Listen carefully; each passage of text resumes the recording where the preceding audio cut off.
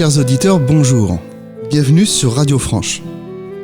Nous allons parler aujourd'hui formation chevalier, mais sous un angle un petit peu différent, de manière très concrète. Quels sont les axiomes qui fait qu'aujourd'hui on nous vend le vide républicain pour combattre l'islamisme, par exemple? Je suis en compagnie d'Hildegarde. Hildegarde, bonjour. Bonjour NVV. Dans le temps, on apprenait à la noblesse d'épée, au chevalier, le thomisme, lui-même inspiré d'Aristote. Donc le thomisme, c'est saint Thomas d'Aquin. Qui est saint Thomas d'Aquin? Alors saint Thomas d'Aquin, c'est un petit peu le philosophe chrétien qui a baptisé Aristote. On dit souvent que saint Augustin a baptisé Platon, et bien saint Thomas d'Aquin, lui, a baptisé Aristote. Effectivement, le thomisme s'inscrit vraiment dans l'aristotélisme, dans la tradition aristotélicienne. Et saint Thomas d'Aquin est donc un religieux dominicain, l'un des tout premiers, puisque l'ordre des prêcheurs a été fondé au tout début du XIIIe siècle, vers 1215, et saint Thomas d'Aquin est né en 1225, donc 10 ans après la fondation de l'ordre des prêcheurs. Il était à l'origine destiné à être l'abbé, le supérieur de l'abbaye du Mont-Cassin, donc qui est une abbaye bénédictine, mais lui voulait vraiment mettre ses compétences intellectuelles et philosophiques au profit de la défense de la vérité, qui est la vocation de l'ordre dominicain. Il est connu notamment pour avoir fait un lien entre foi et raison. Ça a été l'un des derniers à le défendre de manière aussi farouche avant l'explosion du nominalisme au siècle suivant, qui sera l'une des premières ruptures entre foi et raison dans l'histoire de la philosophie occidentale, jusqu'à aboutir à Descartes, Kant. On en parlera plus longuement dans une seconde partie.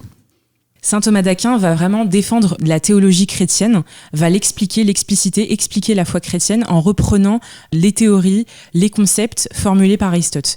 C'est vraiment l'originalité de Saint Thomas d'Aquin et c'est ce qui aujourd'hui fait autorité dans le thomisme, qui est donc une école de philosophie et de théologie chrétienne qui est très valorisée par les papes. Tous les papes ont demandé aux chrétiens de bonne volonté qui voulaient s'instruire sur la foi chrétienne de lire Saint Thomas d'Aquin, et Saint Thomas d'Aquin est aujourd'hui enseigné dans tous les séminaires du monde entier. Donc il fait vraiment figure d'autorité dans le catholicisme. Les idées n'existent pas. On part de la raison, on part de l'observation du réel pour raisonner, et pas d'idées pour raisonner. C'est un petit peu la base d'Aristote et de saint Thomas d'Aquin. C'est le réalisme. Le réalisme philosophique. Vers la fin du XVIIe siècle et au XVIIIe siècle, il y a une rupture dans cette transmission, qui pourtant était apprise aux élites depuis lors. Descartes, Kant ont fait partie des personnes qui ont déconstruit cette philosophie pour la remplacer par une autre. Hildegarde, quel a été leur rôle? Peut-être parler des pièges du fidéisme, du rationalisme? Oui. Alors en fait, le kantisme a provoqué vraiment une scission entre foi et raison à la fin du XVIIIe siècle. Alors évidemment, on peut, comme je l'ai dit, si on veut faire la généalogie du kantisme, on peut effectivement remonter à Descartes, voire même établir une filiation plus loin avec Guillaume d'Occam, le nominalisme, etc.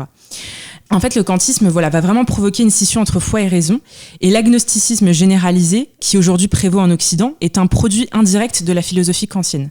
Puisqu'en fait, contrairement à ce qu'on pourrait croire, ce n'est pas l'athéisme qui est le plus répandu, c'est l'agnosticisme. C'est-à-dire que la plupart des personnes ne statuent pas sur l'existence de Dieu et encore moins sur quelle religion est la vraie.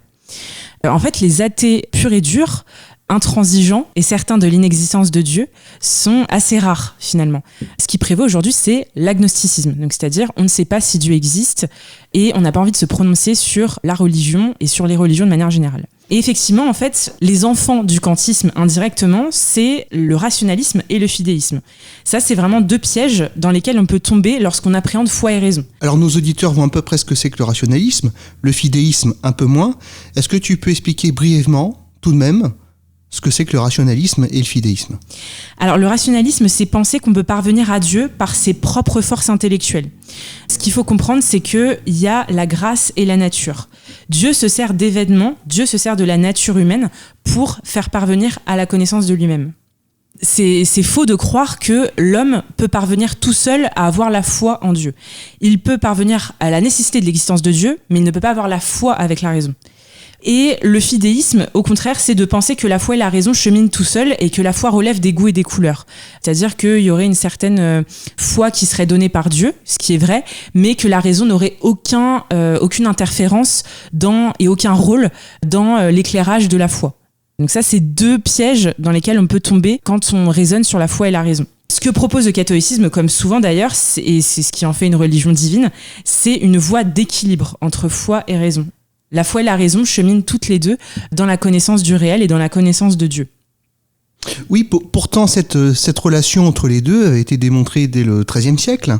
Même avant, on avait déjà des explications. Comment c'est possible ? Comment on a fait pour avoir un Kant qui arrive à ce moment-là et qui nous explique qu'en fin de compte, ça n'a pas existé. On sépare le corps de l'esprit, on sépare la terre du ciel. C'est une rupture anthropologique dans la pensée européenne, occidentale. Quel fut l'équilibre entre la foi et la raison proposé par le catholicisme ? Hildegarde. Alors quel est ? Parce que c'est toujours le cas actuellement. D'ailleurs, on se demande parfois. Hein. Oui, malheureusement, mais c'est toujours le cas en fait. Le magistère de l'Église n'a pas changé là-dessus. Et ça, je voudrais vraiment insister sur le fait que l'équilibre proposé par le catholicisme entre foi et raison est vraiment une spécificité catholique.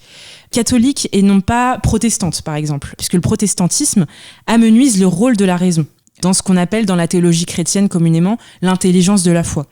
En fait, le protestantisme, le problème, c'est que de par son insistance sur la grâce, les protestants dévaluent la nature humaine, qui, pour eux, a été complètement terrassée par le péché originel.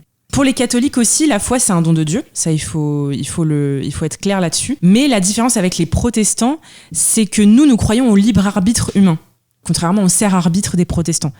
L'homme peut résister à la grâce, donc c'est-à-dire que l'homme peut dire non à Dieu, tout comme il y a eu un oui de Marie en fait. Marie a dit oui à l'ange Gabriel, eh bien il y a un oui de l'homme à la grâce. Donc c'est-à-dire que l'homme aussi accepte que Dieu lui donne la foi. Et ça, c'est vraiment une coopération Dieu-homme, tout comme les Écritures. Les Écritures sont aussi une coopération entre le divin et l'humain. Donc ça, c'est vraiment la position équilibrée du catholicisme qui permet effectivement cette coopération entre foi et raison, qui est vraiment spécifique à la religion catholique, puisqu'on ne la retrouve pas également dans l'islam. Il n'y a aucune valorisation du rôle de la raison dans l'islam, puisque à partir du 8e, 9e siècle, se développe le dogme du Coran incréé. Donc le dogme du Coran incréé dit que le livre du Coran a été pensé de toute éternité par Dieu, et c'est ce qui bloque l'islam aujourd'hui, parce qu'on ne peut pas interpréter quelque chose qui a été pensé de toute éternité par un être divin supérieur à nous. C'est pour ça que les valeurs de la République ne s'imposeront jamais aux musulmans. Et oui, c'est complètement ridicule de penser que effectivement la République, les valeurs républicaines qui ont été formées, elles, par des hommes, par les Lumières, par les francs-maçons, vont pouvoir contrecarrer que ce qui a été incréé en fait. Exactement. D'autant plus qu'il n'y a pas de clergé pour faire de réformes. Tout à fait. C'est ça le problème aussi de la loi de 1905, c'est qu'elle est pensée contre les catholiques, contre l'Église catholique qui, elle, est structurée en clergé. Et le problème, c'est que l'islam nous apporte de nouveaux enjeux, de nouveaux défis que la loi de 1905 est incapable de surmonter. Ce que propose le catholicisme, c'est que tout homme est capax Dei, c'est-à-dire que tout homme est capable de Dieu. Et ça, c'est vraiment 2 fois, c'est-à-dire que tout homme est capable de parvenir à l'existence, à la certitude de l'existence de Dieu à travers sa raison. Ça, c'est notamment présent dans le catéchisme de l'Église catholique, et Saint Jean-Paul II l'a rappelé aussi dans une encyclique récente, Fides et Ratio. À ce propos, dans les Écritures, on a de nombreux exemples qui démontrent l'existence de Dieu par la raison, par l'observation de la nature. Oui, et c'est pour ça d'ailleurs que Saint Paul dit que l'athéisme est impardonnable. Tout homme, s'il ouvre les yeux sur la réalité en esprit de vérité, est capable de parvenir à l'existence et à la certitude et la nécessité d'un être supérieur, intelligent, qui ordonne l'univers créé. Le livre de la sagesse également nous dit que le bon Dieu parle à travers sa création. Donc, on peut parvenir à l'existence de Dieu, à la certitude de l'existence de Dieu à travers la raison. En revanche, pas à la foi. Oui, puisque la foi est un acte surnaturel et que l'existence de Dieu est un acte de raison. C'est ça, tout à fait. Mais alors, comment on a fait pour revenir sur Kant, pour revenir sur cette rupture ? Qu'est-ce qui s'est passé pour que des philosophes, au XVIIe, au XVIIIe siècle, arrivent et cassent totalement cette harmonie entre le temporel et le spirituel ? Hildegarde, comment aujourd'hui réfuter le kantisme ? Alors en fait, tout à l'heure, on avait parlé de Kant, puisqu'en fait, c'est principalement lui le responsable du virus de l'agnosticisme qui est généralisé en Occident aujourd'hui et qui sévit dans nos sociétés.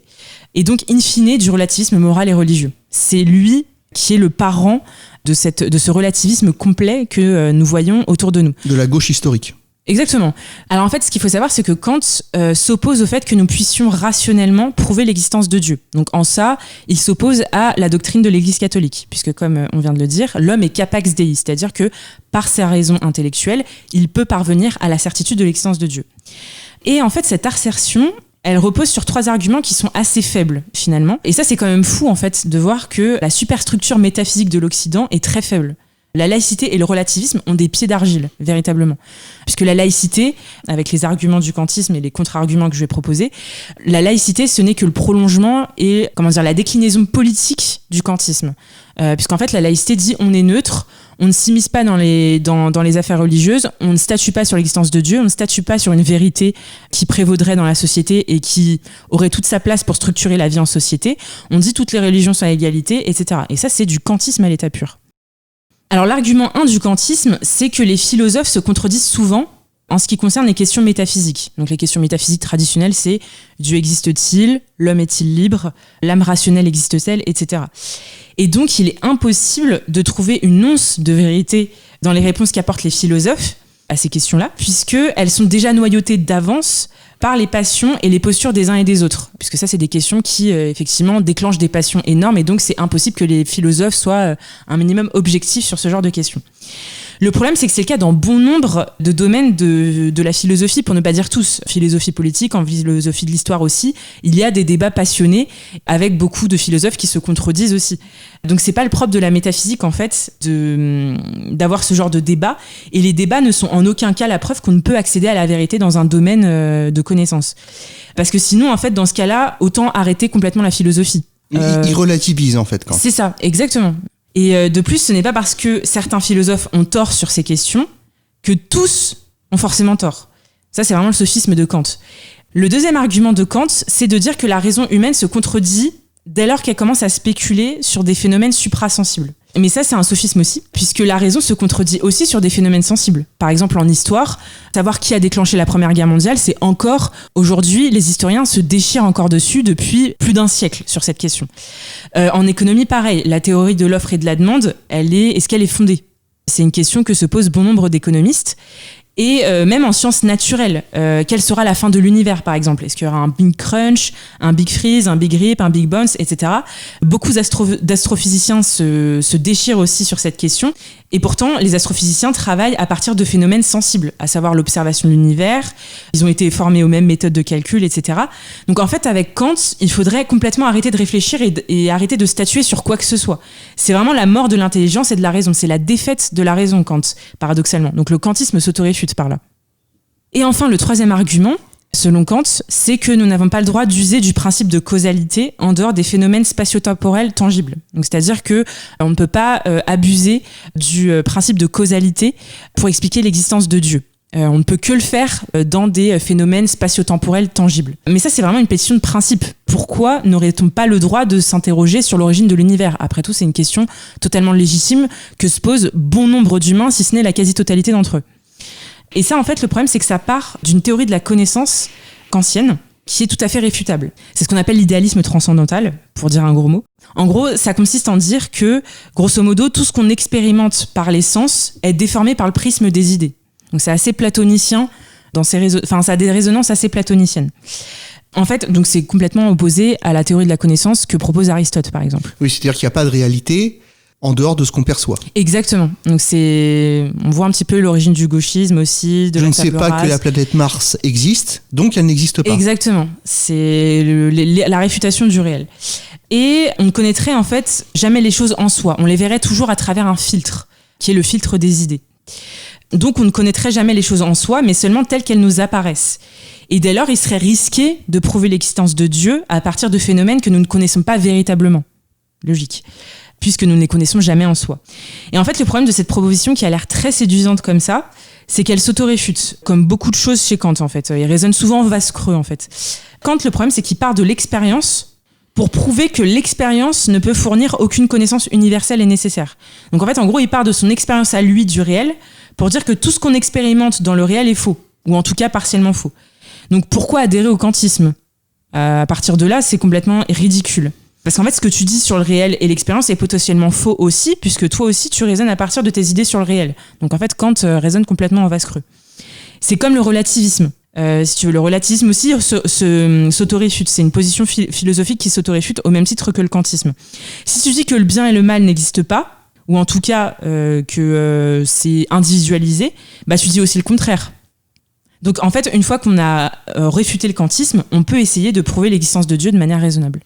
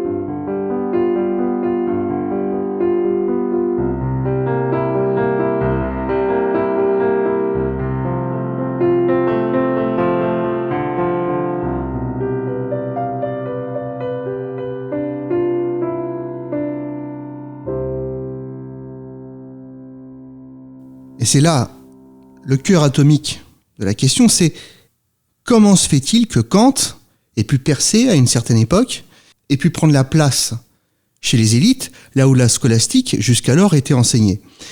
Paul Hazard nous donne quelques pistes dans son livre « Crise de la conscience européenne » où il explique que finalement, via la découverte des nouveaux mondes, via les grandes expéditions, via le naturalisme, les Occidentaux, les Européens se sont mis petit à petit à se tourner de plus en plus vers le nouveau. Les livres où on racontait les grandes expéditions, etc., les peuplades. Et donc, ce faisant, ils se sont mis à mettre de côté de plus en plus le passé. On se tournait vers le nouveau, on s'est mis à oublier le passé.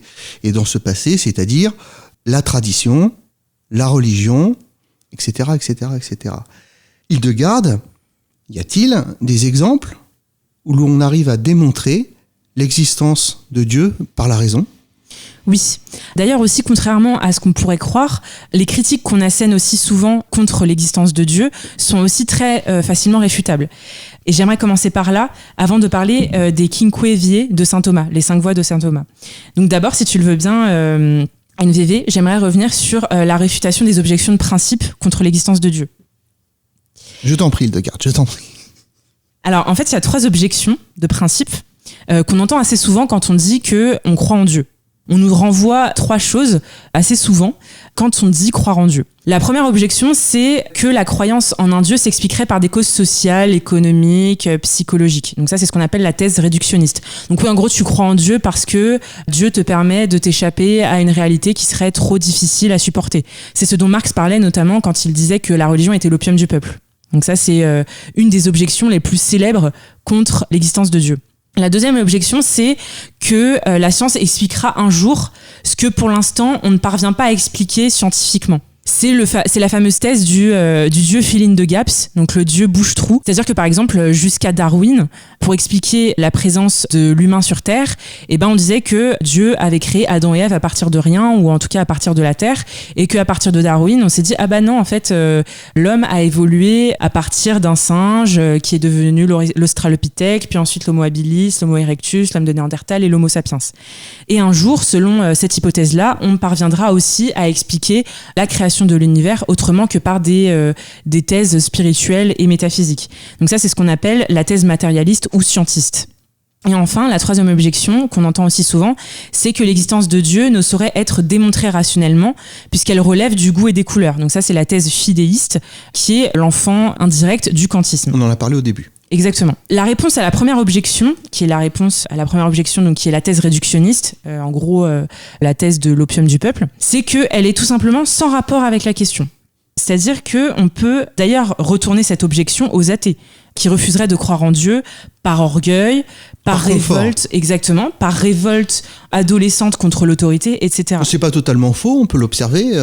L'embourgeoisement, au final, a détruit pour beaucoup la foi. Tout à fait. Le confort. Exactement.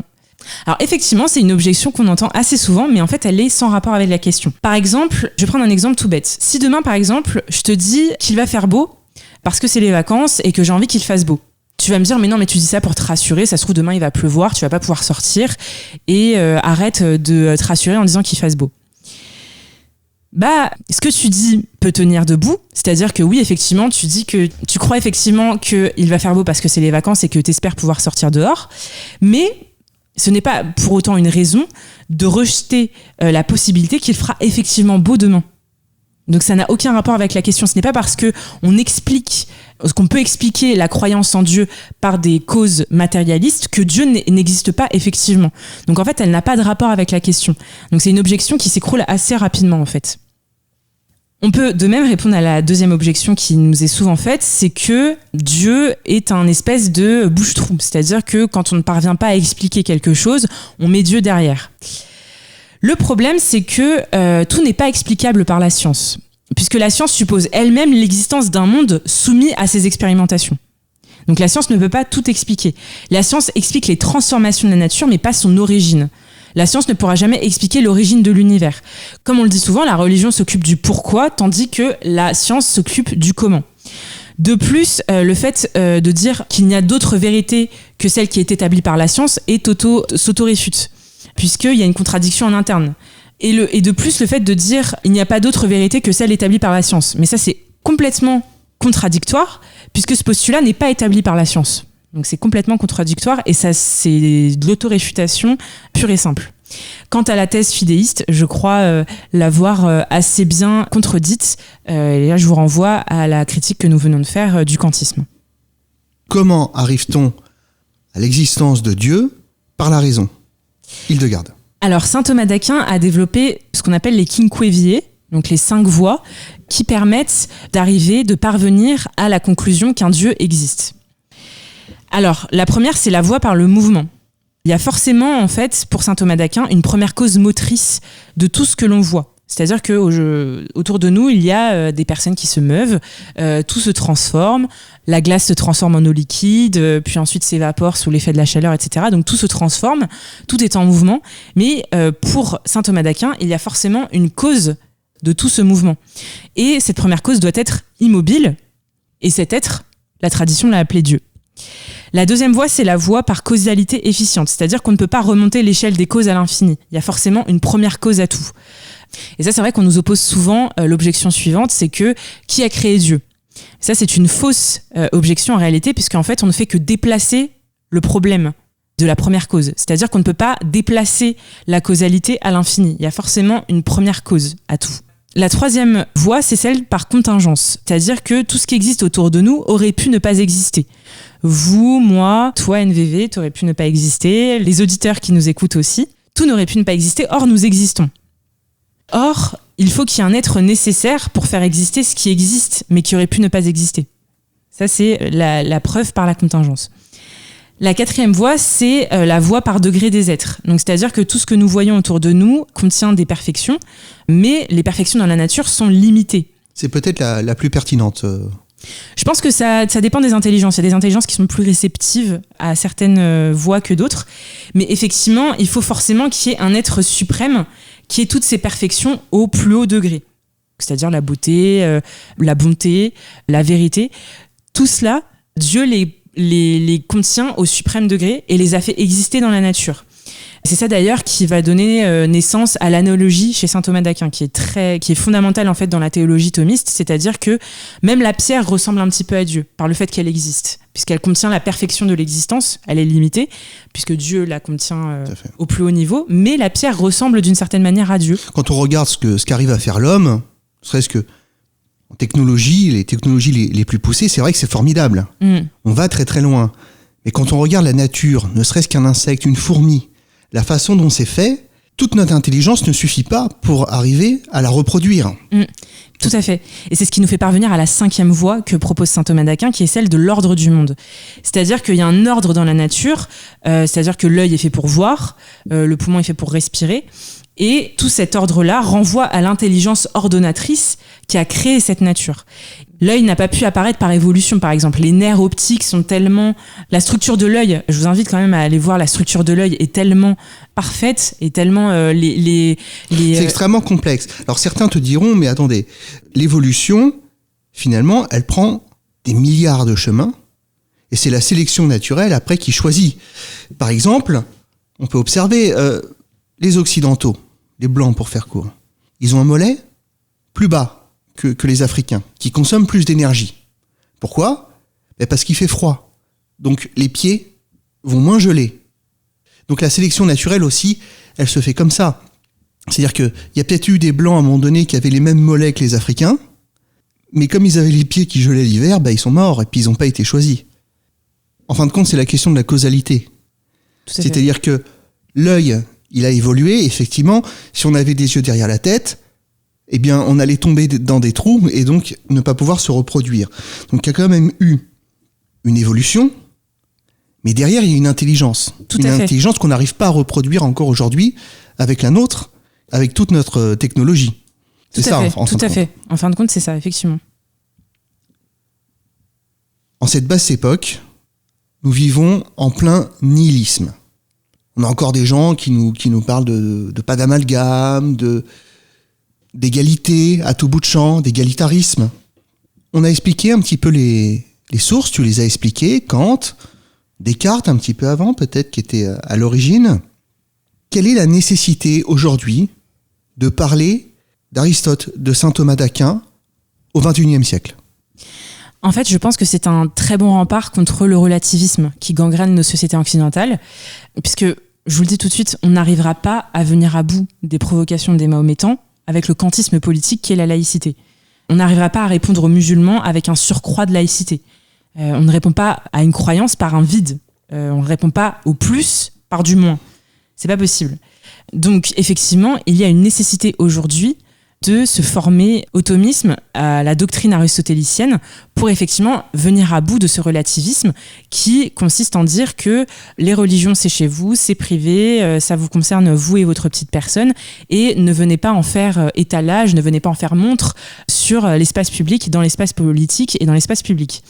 Donc ça, c'est complètement contre-productif puisqu'on n'arrivera pas à se défaire du problème que nous posent les Mahométans sur la... Et pas que, hein. Et pas que, mais surtout eux, puisqu'on va... On va aussi parler du transhumanisme à venir. Hein. Tout à fait. C'est tout un ensemble. C'est tout un ensemble, mais pour répondre à quelque chose de spécifiquement religieux, comme l'est le mahométisme, parce que le problème du transhumanisme, c'est que ça, on peut le combattre sans nécessairement avoir une foi, enfin, sans forcément opposer la foi chrétienne. Pour l'islam, ça va être plus compliqué. On ne peut pas répondre aux problèmes que nous posent les Mahométans avec de la laïcité. Vous vous trompez, la seule chose qui peut s'opposer à une religion, c'est une autre religion en fin de compte. Tout à fait. Et pour la défendre, il faut vous former au thomisme, à la doctrine aristotélicienne, enfin en tout cas à la doctrine aristotélicienne pour prouver que le relativisme ça ne marche pas, et invoquer saint Thomas pour ensuite défendre la foi chrétienne une fois qu'on aura établi que effectivement on peut parler de Dieu dans l'espace public et que le relativisme est faux. On est face à une impasse et nos anciens finalement nous apportent la solution d'après toi aujourd'hui ? Tout à fait. Alors, les antiques, déjà, avant, avec Aristote. Avec si on n'a pas envie de se coller à un docteur de l'Église, Aristote aussi, déjà, c'est déjà assez costaud. Hein. On a vu récemment le président de la République, toute la République maçonnique se servir du cadavre encore chaud d'un petit professeur de gauche après sa décapitation à Conflans. Fait nouveau aussi, la décapitation n'est pas le fait d'une entreprise terroriste, d'un réseau terroriste. C'est organique. C'est la communauté musulmane qui, de manière naturelle et organique, s'est organisée, s'est scandalisée des caricatures du prophète, et l'un d'entre eux a réagi, alors de manière disproportionnée évidemment, la majorité des musulmans ne sont pas forcément en accord avec ça, mais fait nouveau, les gens n'ont plus besoin de structure pour s'organiser, ils le font de manière naturelle et organique. Or, ce qu'on a pu voir était assez remarquable. On continue de nous vendre encore aujourd'hui l'égalité, le relativisme, finalement, n'importe qui peut être français, n'importe qui peut devenir républicain. On voit bien l'impasse aujourd'hui. Qu'est-ce qu'il faudrait faire ? Au-delà de la nécessité de comprendre un petit peu l'intérêt du réalisme, de partir de l'observation du réel pour raisonner et de ne pas partir d'idées d'absolu, on est tous égaux, donc je raisonne à partir de ça. Non, j'observe effectivement, nous sommes différents, et c'est peut-être aussi cette multiplicité qui fait la richesse du monde. Elles sont peut-être aussi à préserver. Jonction de la marchandise, du capitalisme et de l'idéologie relativiste, parce que ça permet de vendre à tout le monde. D'après toi, la gauche est arrivée en queue de comète aujourd'hui ? Complètement. Et d'ailleurs, on peut qualifier le terrible attentat de Conflans comme le retour du boomerang. C'est-à-dire que effectivement, c'était un prof charliste qui déversait toute l'idéologie bien pensante, LGBT, pro-migrants, pro-islam, à des enfants.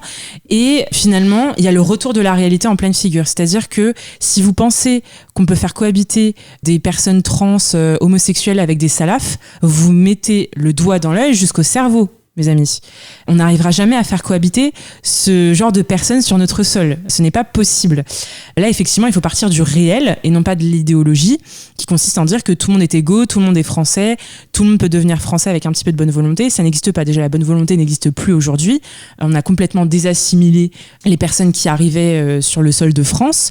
Et il y a un problème véritablement structurel aujourd'hui, c'est que aujourd'hui la France est une machine à défabriquer des Français et même des Français de souche. C'est-à-dire que quand on voit effectivement des LGBT, c'est des peut-être ça le plus grave. C'est ça. C'est que aujourd'hui en fait on est attaqué, on est envahi et on n'a aucune réponse de l'autre côté puisqu'on est complètement désassimilé, complètement dévirilisé, etc. On nourrit à la haine de la France les autochtones. C'est ça. Et donc du coup, on n'a aucune réponse possible face à un islam qui est au contraire conquérant, sûr de lui, viril, etc. Sûr de lui-même et dominateur. Oui, finalement, c'est cet attentat, cette actualité qui est appelée à se multiplier pour des raisons démographiques, tout simplement. Complètement. On peut le dire que c'est le jour où cet antifascisme radical a rencontré le principe de réalité.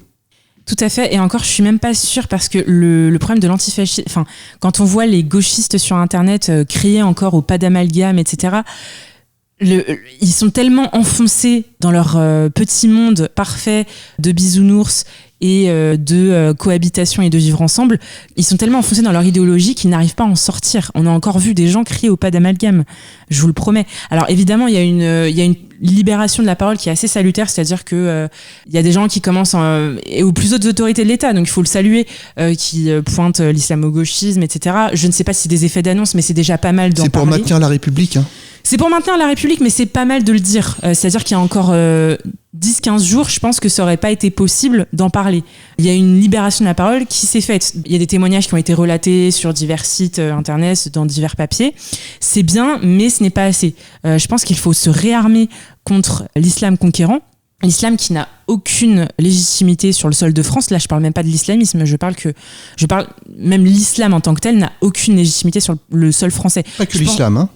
Pas que l'islam, mais comme c'est le problème le plus visible actuellement et qui est vraiment un coup de hache et qui vraiment précipite la France dans sa tombe, l'islam n'a aucune légitimité sur le sol de France. Ça, ce sera une autre. Je pense que ça pourra faire l'objet d'une autre émission parce que c'est des sujets qui sont très très longs. Enfin, c'est des sujets qui sont très très compliqués. Mais effectivement, l'islam n'a aucune légitimité sur le sol de France et on ne peut pas continuer à faire nation avec des gens qui pensent sincèrement qu'il peut l'être, qui croient de manière ingénue à un islam de France qui est complètement ridicule. Ça n'existe pas, ça n'existera pas, ça n'existera jamais. Et je pense que la seule façon de répondre à l'islam, c'est de se réarmer spirituellement, politiquement, mais aussi spirituellement. On ne pourra pas faire face à l'islam à coup d'arrêtés et de lois. C'est faux. Il faut se réarmer spirituellement, il faut aller à la messe, il faut se convertir et il faut lancer une croisade spirituelle contre les musulmans. Je pèse mes mots. Aujourd'hui, la croisade, c'est même plus la peine d'aller en Palestine. Il faut la faire en bas de chez soi.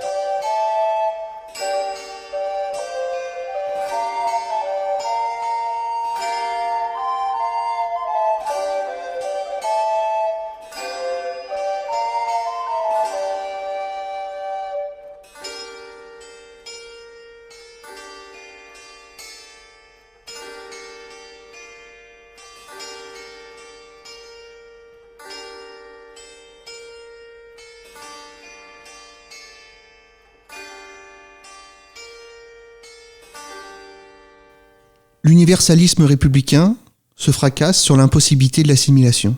Tout à fait. C'est la fin de l'idéologie des frères Trois Points qui ont pris le pouvoir avec la Révolution française. Seulement, il faut bien le reconnaître, ça va être compliqué pour que les Français reviennent à leur foi originelle. Quand on regarde l'état du clergé, l'état de la société aussi en général, à ce propos, on peut aussi dire que la France est à l'image de l'Église et que l'Église est à l'image de la France. Tout à fait, tout à fait. C'est pas parce qu'on a un mauvais président qu'il faut arrêter d'être français, c'est pas parce qu'on a un mauvais pape qu'il faut arrêter d'être catholique. Ceci étant, ça va être très très compliqué. Fragmentation du territoire, démographie, c'est quand même ce qui compte au bout du chemin. On sait que dans 20 ans environ, le peuple historique de France va probablement être en minorité sur le territoire national tel qu'il existe aujourd'hui. Aristote, saint Thomas d'Aquin, les amis, Hildegarde, d'après toi, par le haut, par le positif, par le bien, comment tu vois la sortie de cette impasse à horizon d'une 20aine d'années? Comment tu vois les choses? Comment tu vois une France idéale? Là, on fait de l'expectative, hein, on se fait plaisir, mais personnellement, je ne crois pas qu'on puisse revenir au XIIIe siècle, même si... Mais c'est pas un modèle en soi, hein. Ça peut être une inspiration, mais c'est pas un modèle. L'objectif, c'est pas de revenir au XIIIe siècle. Je pense que très idéaliste hein, aussi là. Oui, c'est très idéaliste, mais je pense que une bonne base bibliographique, ce serait peut-être de reprendre Demain la chrétienté. Il y a beaucoup de Français qui effectivement prennent le XIIIe siècle comme modèle. Je ne pense pas que ce soit ce qu'il faut faire. Et effectivement, en fait, ce qu'il faut faire, c'est non pas prendre le XIIIe siècle comme un modèle, on pourrait faire un vulgaire copier-coller sur notre situation actuelle, mais plutôt de le voir comme des lignes directrices plutôt que comme un modèle absolu, puisque de toute façon les situations ne sont absolument pas comparables avec le XIIIe siècle, que ce soit au niveau politique, technologique, spirituel, etc. Nous n'en sommes pas du tout au même niveau, donc il serait complètement contre-productif de reprendre le modèle du XIIIe siècle comme un... Donc on fait quoi concrètement? On prend d'assaut le Vatican, on sort le pape, on sort les invertis. Qu'est-ce qu'on fait?